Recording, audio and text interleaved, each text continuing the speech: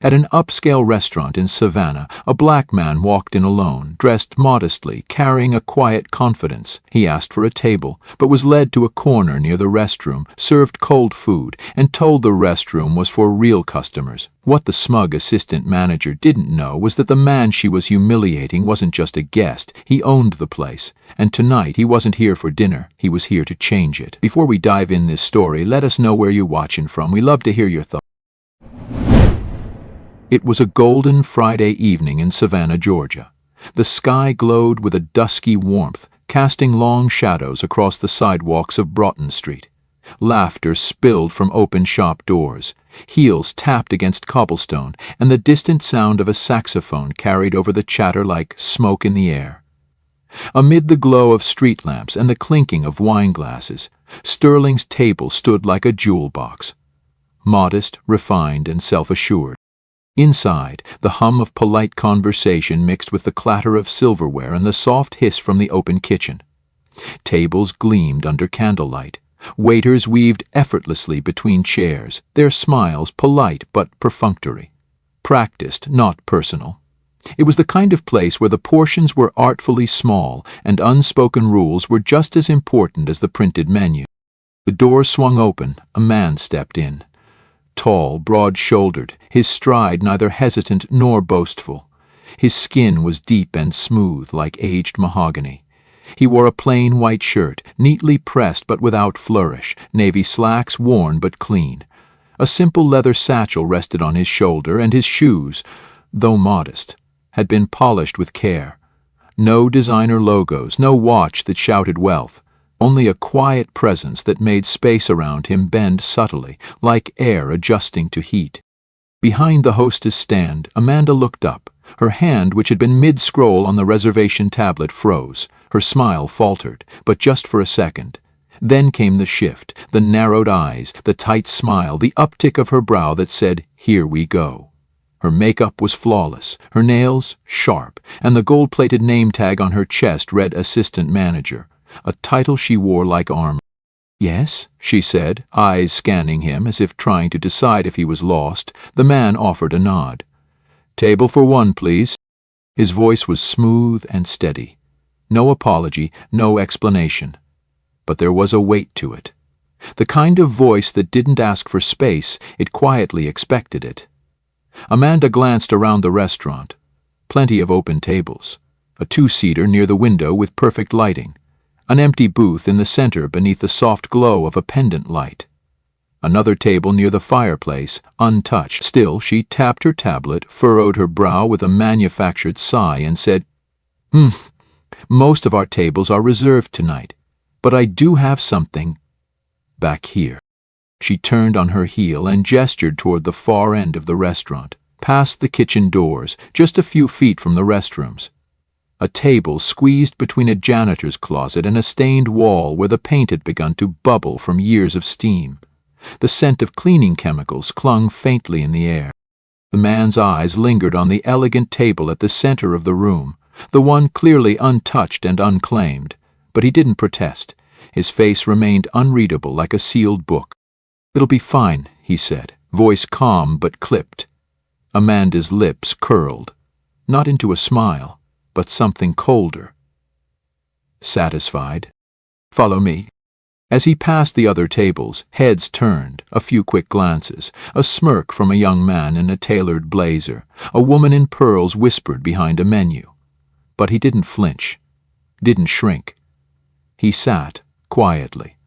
He placed the napkin across his lap with a deliberate grace, no theatrics, no haste, just dignity folded into motion. Amanda handed him a menu with 2 fingers, her arm outstretched as if to avoid getting too close. Then she turned and walked back without another word. He glanced down at the menu, lips pressing into a flat line. Not anger, not surprise. Recognition. Because this wasn't new. He'd been seated in corners before, near exits, near toilets, spoken to like he couldn't tip, like he didn't belong. But tonight there was something different behind his eyes, something quieter than rage and sharper than pride. A stillness, a knowing, And while Amanda returned to her podium, adjusting her name tag like a badge of victory, she didn't notice that slight tilt of his head, the faint curve at the corner of his mouth. Not a smile, not yet, something else. And the night was only just beginning. The air around his table was different, thicker, heavier, more stagnant than the rest of the dining room. While the center of the restaurant basked in a warm amber glow, filled with clinking glasses and soft laughter, his corner was bathed in a sterile, pale light from a flickering fixture above, buzzing faintly like an irritated fly. The scent of floor bleach from the nearby restroom drifted lazily through the air, dulling the aroma of roasted garlic and seared meat that filled the rest of the room. Every few seconds, the metallic clang of the kitchen's swinging door snapped behind him like a whip, followed by a gust of hot, greasy air. The table wobbled slightly whenever he adjusted his posture, and the chair beneath him creaked as if resenting the weight of his dignity. He held the menu open in both hands, scanning it, not like a man looking to impress, but like someone searching for something simple and clean, something honest. His fingers moved slowly, decisively, hovering over dish like they were old acquaintances. Trout, asparagus, herbed potatoes, unsweetened iced tea. That was all. No appetizer, no dessert, no frills. Just enough. He looked up as Amanda approached again. Her gait was deliberate, heels stabbing the floor in a sharp click-clack, shoulders thrown back like a model on a runway, though the smile on her lips was more of a grimace than a greeting. She didn't bring a notepad, just folded her arms and tilted her head. "Well?" she asked, voice pitched unnaturally high. "Made your decision, sir." The word "sir" left her mouth like a punchline. He nodded once. "Yes. The trout with asparagus, herbed potatoes on the side, iced tea, unsweetened." Her eyebrows shot up dramatically. "Ooh, look at you," she said, drawing out every syllable. "Livin' large tonight, huh? That combo's what, $27? Must be a big day." His expression didn't change, but the air around him felt denser now, still, cold. "I ordered," he said evenly.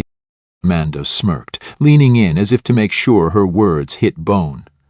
"You know," she said, voice quieter, more cutting, "we get guys like you all the time come in here trying to play high roller with your paycheck meal. Order one halfway decent plate and act like you're royalty." Her laugh was short, sharp, hollow. "Don't choke when you see the tip line." His eyes stayed on hers, unwavering, unreadable, not defiant, not wounded, just calm in a way that made her shift her weight and glance away. Only for a moment. "I'll put that in," she snapped, straightening up. "Enjoy your splurge." She spun and walked off, muttering something under her breath that sounded like "bless his heart" laced with contempt. He sat in silence, hands resting on the table, fingertips lightly tapping in a slow, steady rhythm, tap, tap, tap, like a clock counting down something inevitable. Around him, waiters floated through the room with practiced ease, balancing trays of artfully plated entrees. Laughter rose from the nearby tables. A couple toasted their wine. A child squealed in delight at a plate of sliders shaped like stars. The world moved on, untouched by what had just unfolded in the shadows. When the food finally arrived, it came not with grace but with force. The plate landed on the table with a dull thud, the silverware tossed beside it like discarded tools. Amanda didn't even make eye contact. "There," she said flatly, "bon appetit." The sarcasm on that last word was so thick it could have been ladled, and just like that, she turned and vanished into the crowd of tables without another word. He looked down. The trout was dull, its edges curling like dead leaves. The asparagus lay in a limp tangle, greasy and pale. The potatoes were gray, clumped, mashed in haste, and sloppily smeared across the edge of the plate. No garnish, no color, no pride. Compared to the vibrant, symmetrical dishes he'd seen at other tables, his looked like leftovers scraped from a buffet tray at closing time. He reached for the napkin, unfolded it slowly, and placed it on his lap. Then he looked up, scanning the restaurant. Not for help, not for justice, but simply to bear witness. Then his voice, low but firm, cut through the ambient noise like a blade through silk. "Excuse me," he called. His tone wasn't loud, but it carried. Amanda turned from across the room, visibly annoyed. She sauntered over, arms folded tight, eyes already narrowed. "Yes," she said, drawing out the word like it hurt her throat. He gestured lightly toward the plate. "Is this," he asked, "how this dish is normally served?" Amanda didn't answer right away. She tilted her head, gave him a once-over, and then smiled, sharp, dismissive. "For people like you," she said with a scoff. "Sure, we save the fancy touches for real customers." The words landed like a slap across the face. This time his expression shifted. Barely, but it did. His jaw tensed, the corners of his lips pressed in. He didn't raise his voice, he didn't retaliate, he just picked up his fork, slid it through the dry trout and took a single bite, chewing slowly as if memorizing the texture of every insult baked into the fish. Then he set the fork down. Amanda, expecting a reaction, lingered awkwardly for a moment before sneering and walking away. Her heels struck the floor louder than before, echoing like taunts in the back of his mind, but he didn't watch her leave. He looked back at his plate, and then, with deliberate stillness, folded his hands in front of him. Because this meal, this moment, this wasn't about food anymore. It was about how far someone would push, and how quietly someone could prepare to push back, and the next time he stood, he wouldn't be the one explaining anything. The aftertaste of the overcooked trout lingered on his tongue, dry, metallic, coated with oil and contempt. He had taken just 2 bites before setting the fork down for good. His glass of iced tea, now half melted and diluted, sat untouched. The fluorescent light above continued to buzz like a wasp in a jar, pulsing in sync with the growing tension in his chest. The nearby restroom door creaked open again, releasing a burst of cold air and the faint scent of industrial-strength lemon cleanser. He exhaled slowly, then rose from his seat with quiet composure, his chair scraping back with a sound that seemed louder than it should have been. His expression was blank, unreadable, but there was purpose in his movement. As he made his way toward the restroom, weaving between occupied tables, he could feel eyes grazing over him, some curious, some indifferent, 1 or 2 vaguely uncomfortable. But before he could reach the door, a voice sliced through the air behind him, shrill and authoritative like a school bell punishing silence. "Sir!" Amanda's voice rang out, loud enough to stop him mid-step. He turned, slowly, eyebrows raised ever so slightly, as if waiting for the next insult to announce itself. Amanda approached, arms crossed tightly against her chest, mouth drawn into a mocking pout. "I'm going to have to ask you to stop right there," she said, with exaggerated patience. "The main restroom is for customers only." He stared at her, voice calm. "I am a customer." She chuckled, short and sharp. "Barely. You've been here less than 30 minutes and spent what, $20-something? We have a policy here, sir. Guests have to spend at least $50 to use that restroom." He blinked once. "That's not listed anywhere on the menu." "It doesn't have to be," she snapped. "It's company policy. You think we let just anyone use our facilities?" There was a pause, a silence heavy enough to draw attention from nearby tables. The man tilted his head slightly, not in confusion, but as if double-checking whether this moment was really happening. "So," he said slowly, voice tightening, "you're saying I can't use the bathroom because I didn't order enough food?" Amanda didn't flinch. "Correct." "But lucky for you," she said, pointing down the hall with a sarcastic smile. "There's another restroom in the basement. Use the service stairs by the back, next to the mop sink." The words hit like a slap across the face, but publicly, politely wrapped in a bow of fake corporate protocol.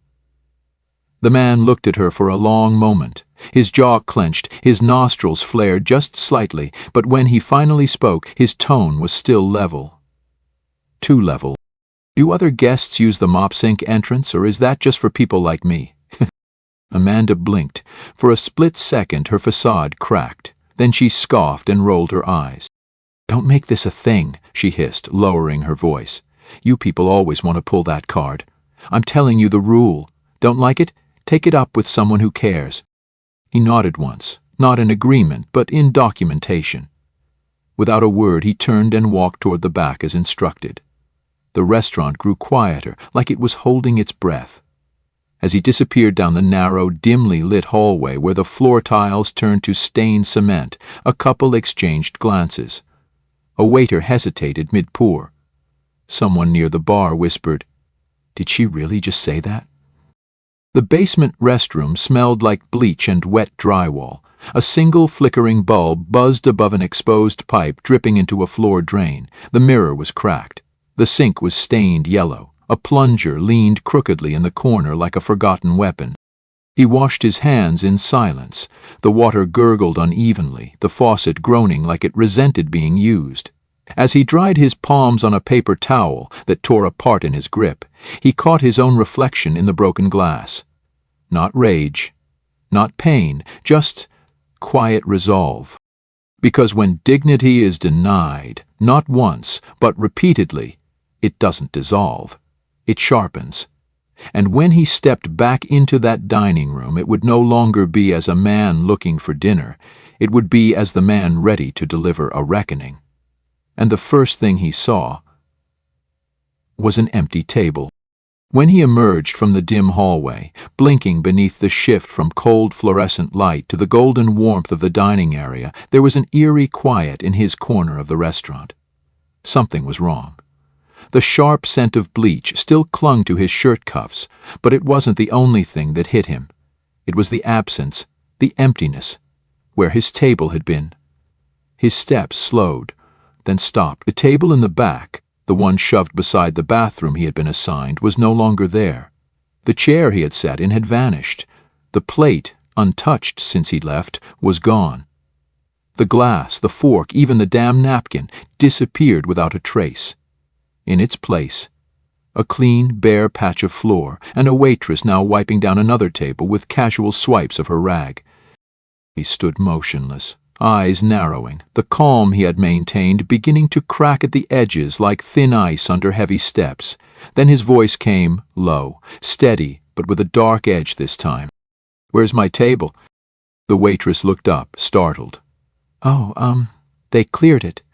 I think someone said you had left." "I was gone for 4 minutes," he replied, voice sharper now with a rising weight behind every syllable. Amanda appeared from behind the host stand like she'd been waiting for this very moment. Her heels clicked quickly as she approached, lips already curled into a condescending smile. "Oh, there you are," she said brightly, feigning surprise. "We thought you'd taken off." "You cleared my table," he said flatly. She shrugged. "Well, we didn't know how long you'd be in the basement. We assumed you'd, ditched the bill." His fists clenched at his sides. His jaw tightened until the muscle pulsed. Still, his voice didn't rise. It dropped, like thunder before a storm. "Don't lie." Amanda's face hardened. "Excuse me? You knew damn well I hadn't finished. You knew I didn't walk out. You watched me go down there." She scoffed, loudly. "I'm not keeping track of every little movement of every guest who wanders off mid-meal. You left. We cleaned up. If you've got a problem, maybe talk to management. Oh, wait, they're not here." Something in his gaze shifted then. The calm that had held everything together began to crack, not with shouting, not with chaos, but with precision. He stepped forward once, just enough to shorten the space between them and lower his voice to something more dangerous than yelling. "You made me eat garbage. You made a scene over a restroom. You threw away my food before I could finish it. And now? You're pretending that was a mistake?"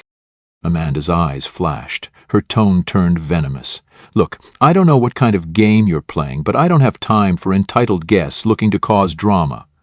You ordered cheap, you sat in the back, and now you're mad because I cleaned the table you abandoned. Boo-hoo!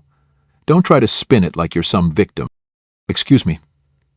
"I didn't abandon anything," he snapped, the force behind his voice like a slap that stunned the tables nearby into silence. "I followed your instruction.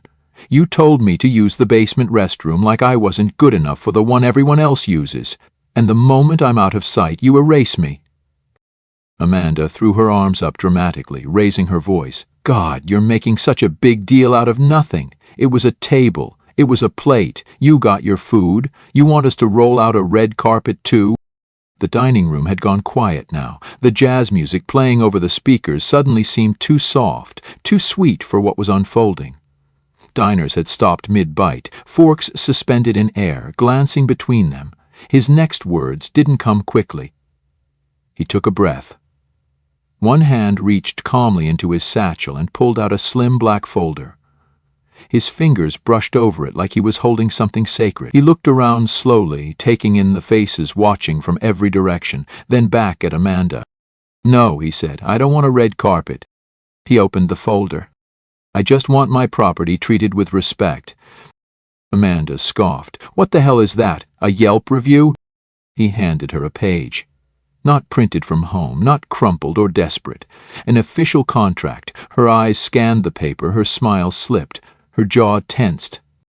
This, he said, his voice cutting clean through the air, is the signed ownership agreement. I bought this chain 2 months ago. Tonight, after finalizing the paperwork at our legal office across the street, I came here as a customer. Quiet, alone, watching. Amanda stood frozen, the color draining slowly from her face as her lips parted, then closed, then opened again, with nothing to say. The air shifted.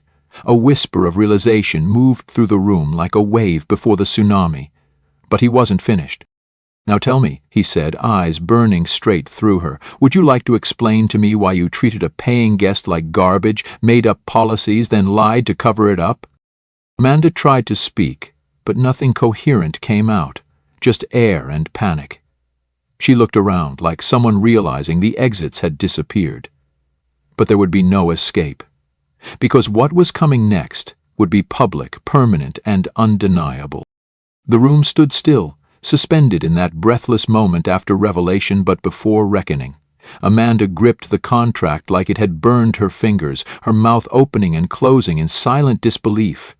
Her polished exterior cracked, and behind it was something raw, panic, confusion, and the bitter realization that her name tag, no matter how gold-plated, meant nothing now. The man, now no longer just a guest but the confirmed owner, watched her with the unblinking calm of someone who'd been preparing for this moment from the very second she offered him that table beside the restroom. I didn't know, Amanda stammered, voice thinner, tighter than before. You should have said something. He raised an eyebrow. Said what? That I deserved basic human decency? A murmur rippled across the restaurant. Chairs squeaked as people shifted to get a better view. A couple at the booth near the front exchanged wide-eyed glances. A teenager pulled out his phone discreetly beneath the tablecloth. The air had shifted, not just with tension, but with clarity. People weren't guessing anymore. They were choosing sides. Amanda straightened her shoulders, desperate to salvage control. Look, this is a misunderstanding, she said, forcing a smile that didn't reach her eyes. I was just doing my job. I didn't mean any disrespect. His voice came low and deliberate. You didn't mean disrespect, but you delivered it with perfect timing, perfect tone, and perfect aim. Amanda's face flushed. You're twisting things. I treat everyone the same. You came in here dressed like... She stopped herself, but the words had already begun to rot the air around her. Like what? He said, stepping closer, voice steady but louder now, projecting not for her but for the room. Like someone who couldn't possibly own the building you work in? Like someone who wasn't worth the window seat or a hot meal? Like someone who needed to earn the right to use a bathroom? Amanda's breath caught, and for the first time she looked scared. This isn't fair, she whispered. He didn't blink. No, what you did tonight wasn't fair. At that moment, the side door opened and the restaurant manager, Todd, rushed in, summoned by a server who had witnessed everything. He looked between them, eyes darting from Amanda's pale face to the man's folder still clutched in his hand. What's going on here? Todd asked, already sensing the disaster. The man turned, handed Todd the contract. Your employee insulted me, lied about company policies, publicly humiliated a paying guest, then threw away my meal before I returned from a restroom she banned me from using. Todd's face turned gray as he scanned the paper. "Sir, this is real?" "Yes, it is," he replied. And she knew none of it because she never thought I was worth knowing. Amanda's composure finally snapped. "Todd, don't listen to this. He tricked us. He set us up." "You set yourself up," the man replied, his tone sharper now. "All I did was show up hungry." Todd looked at Amanda, eyes wide. "Tell me this isn't true." She sputtered. I was following policy. He made me uncomfortable." Another hush spread. The word uncomfortable echoed, sinister in its vagueness. Todd slowly shook his head. "Amanda, there is no $50 restroom rule, and you know it." Amanda looked stunned, betrayed, but Todd had already turned back to the man. "Sir, I had no idea. Please, accept my apology on behalf of this location." "I'm not here for an apology," the man said quietly. "I'm here to make sure no one else gets treated like they walked in through the wrong door." Todd nodded slowly, then turned to Amanda, his voice trembling. "Please take off your name tag." "What?" she gasped. "You're firing me?" "You did this to yourself," he said flatly. "Hand it over, now." Her fingers shook as she unclipped the tag, gold gleam trembling in her palm. She held it out like it weighed too much. He didn't touch it. Todd did. She looked around as if expecting someone to defend her. No one moved. No one spoke. The judgment she had delivered all evening now hung around her neck like a stone. As she turned and stormed toward the exit, someone near the bar clapped once. Then again. Then more hands joined, awkward at first, then louder, fuller, a wave of approval not for her departure, but for the man who had refused to sit in silence. He didn't bask in it. He simply stood there, still as ever, watching the door close behind her. Because this wasn't about revenge. It was about reclaiming the table that had never belonged to her in the first place, and now something even more powerful than ownership would come into play. The clapping faded into a stunned hush, like the aftershock of something much bigger than a firing. But he didn't move. He stood calmly, one hand resting on the back of a nearby chair, his other still holding the slim black folder that had flipped the balance of power. Amanda was gone, but the memory of her voice, her smirk, and her venom still lingered in the air like smoke from a smoldering fire. "Todd," the manager cleared his throat nervously. I'd like to review the footage if you're okay with that," he said carefully, "just to make sure the story's clean for HR." The man nodded once. "Please do." There was no need to argue anymore. The facts were already written, on receipts, on policy sheets, and most importantly, on camera. Todd stepped behind the bar, unlocked the office door, and disappeared inside.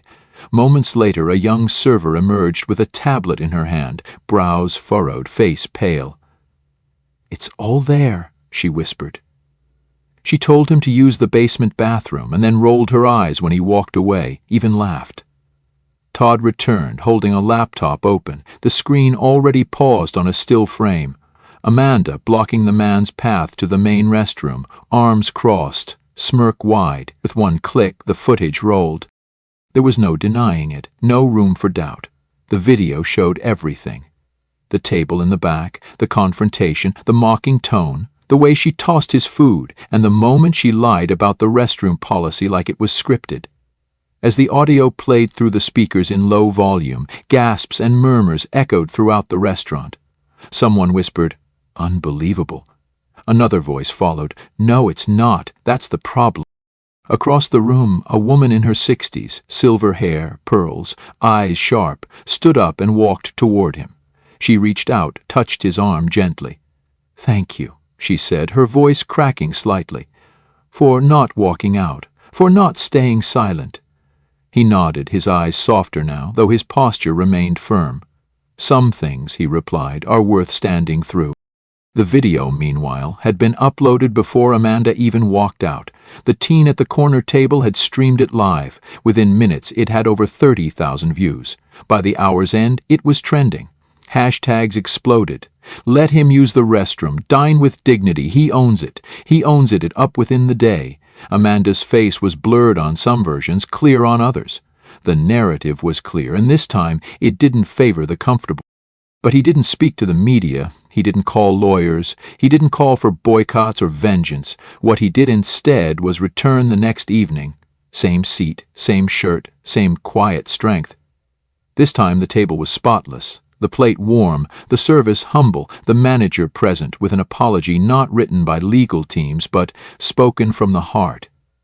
Todd stood beside the table, eyes full of guilt. "We're retraining the entire staff," he said. "Top to bottom.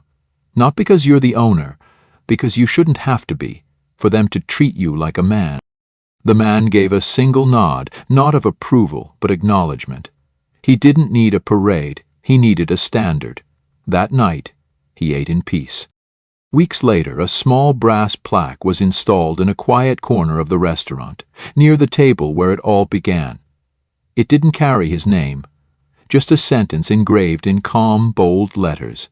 Every guest deserves dignity, without question, without exception. And when people asked who wrote it, the staff would simply point to the man who once sat quietly in the back, beside the restroom, and never once raised his voice. Only his standards. Because justice doesn't always knock down doors. Sometimes it just sits down, orders trout, and waits. And when it stands up, everything changes. The table may have been cleared, but the lesson would stay set forever.